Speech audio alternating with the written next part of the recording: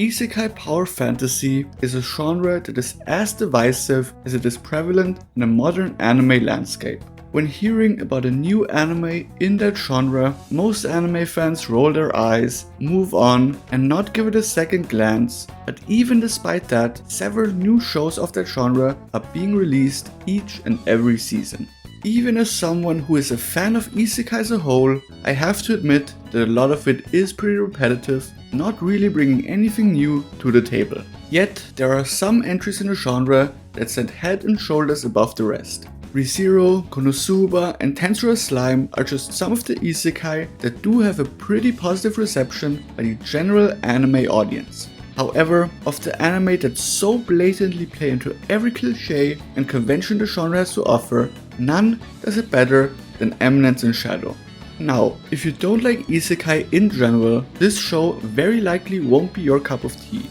However, if you're like me and have watched your fair share of isekai, you very likely will enjoy the way Eminence spoofs the tropes present in most trashy isekai. If you enjoyed these types of videos, do consider leaving a like and subscribing, as it really helps out the channel. This anime, more than most others, stands and falls with its protagonist. Yes, there are some other characters with their own agency and agenda, but without the presence of Cid Kagenou, this show really wouldn't be anything special. He is without a doubt the thing that keeps the plot of the show moving, and also by far its most interesting character.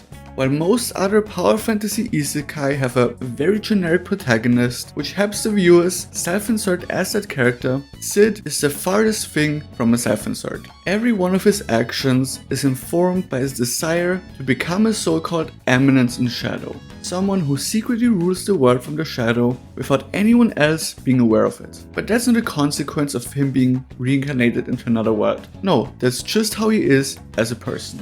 Even before being reincarnated, that was his goal all along. During school, he played this role as an extra and background character, but he was putting in the work to achieve his goal the rest of the time. He trained his body as hard as he could, as the role of Shadow needs him to have a certain amount of power to back it up.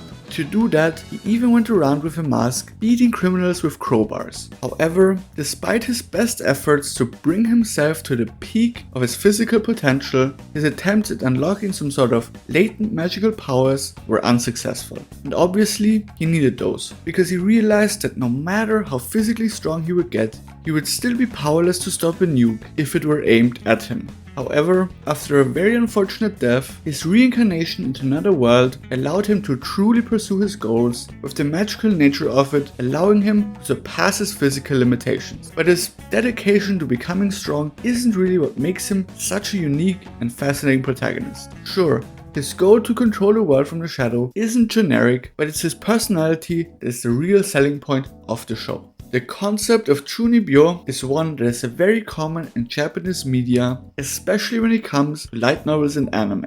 Often colloquialized as 8th grader syndrome in English, it refers to adolescents who suffer from delusion of grandeur, believing they possess some sort of special power. But while most people, and even most characters suffering from that syndrome, eventually have to wake up to the fact that those beliefs are not rooted in reality, Cid did not have to make that experience. Quite the opposite, in fact. His reincarnation has just reinforced his belief that the world is just a place where he can freely live out his fantasies, which honestly is sort of beautiful in a way. And that insane commitment to his bit is what really makes him stand out from others. He wants to play out his fantasy of pulling the strings from the shadows, and for that purpose, he creates a persona based entirely on theatrics. But at no point does Cid even consider breaking character.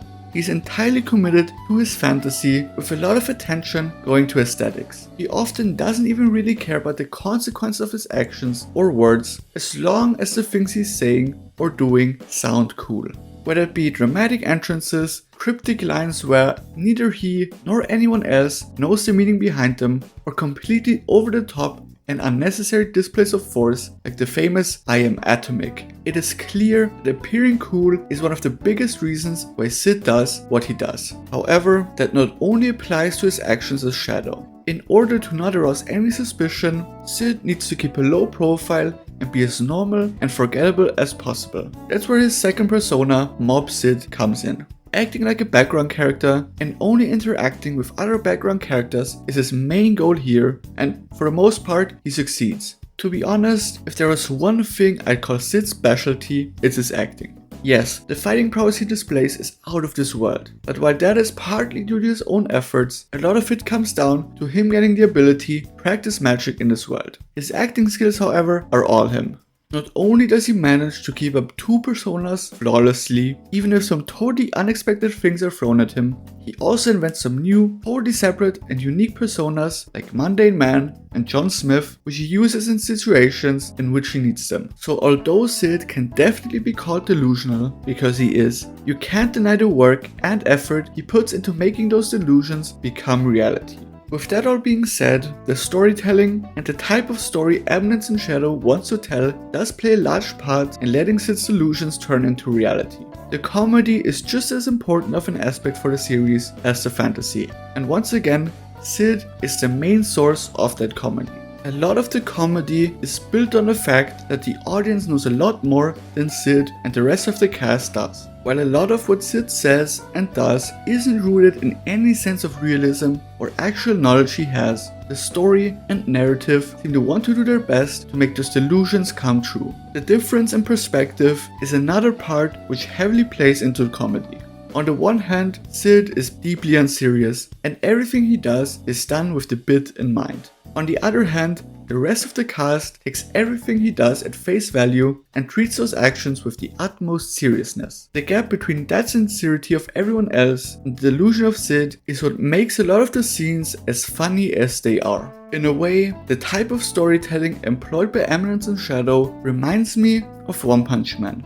We, as the audience, know that both Saitama and Cid are virtually untouchable, and that none of their opponents could pose a realistic threat to them. Yet, there's still tension in these shows. This is because not all of the story is told from the main character's perspective, and whenever we get some story told from the perspective of one of the side characters, the vibe of the story immediately changes. Also similar to how One Punch Man parodies the superhero genre to a certain degree, Eminence and Shadow does the same for the isekai genre. It presents itself as very serious and presenting Cid's coolest moments, like when he drops an I am atomic or when he delivers a long speech, but it is that exact seriousness that enhances the comedy of the show. And the timing of it all is the most crucial aspect. Whether it be long, dramatic pauses, absurd reveals, or exaggerated reactions, they take what could otherwise just be perceived as some regular, cliched scenes and turn them into something actually hilarious. But what is most important about Eminence and Shadow storytelling is that it fully commits to its premise. Cid's actions are very ridiculous, but they are supported by the story, making things happen in such a way that they don't appear quite as ridiculous anymore. That same concept is also applied to the show's world building. While most fantasy worlds operate on the principle that sometimes narrative takes precedence or presenting the world in a completely logical way, the Eminence and Shadow takes that concept to its extreme. Everything that happens conveniently happens in a way that supports Cid's delusions, even if it doesn't really make any sense. Secret cults, hidden conspiracies, and ancient powers are all real, but they only really become relevant when Cid points out or invents their existence. For example, when telling his subordinates about secret hideouts of the cult they're fighting against, he just picks any ordinary spots on the map as their location.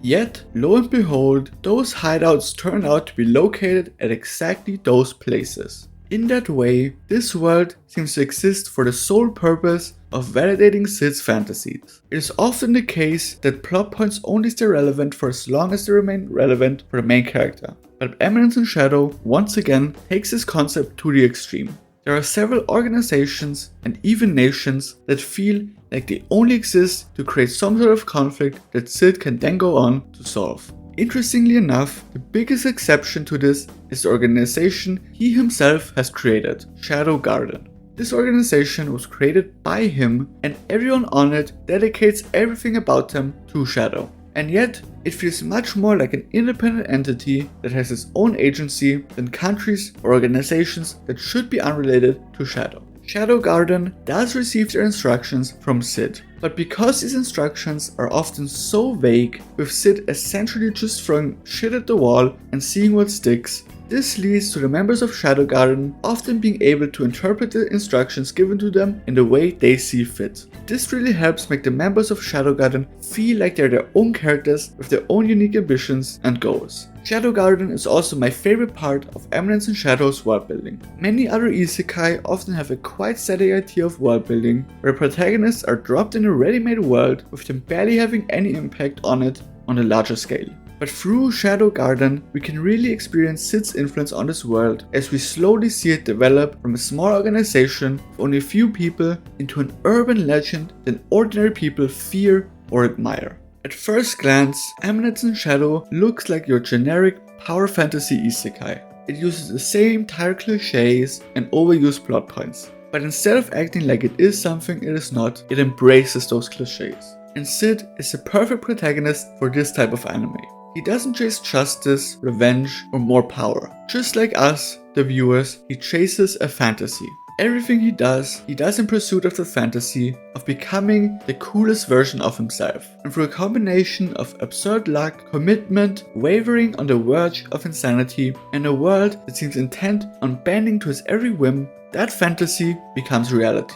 In a genre full of protagonists who are powerful simply because the story deems them to be so, Cid stands out as someone who becomes powerful simply for his sheer dedication to the bit.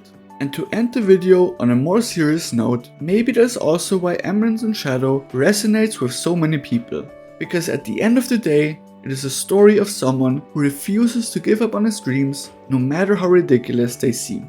It's a story about someone who just refuses to let go of their imagination. Or, to put it more simply, Cid Kagenou is someone who never stopped pretending to be the main character of his own fantasy. And against all odds, it actually worked. Thanks for watching.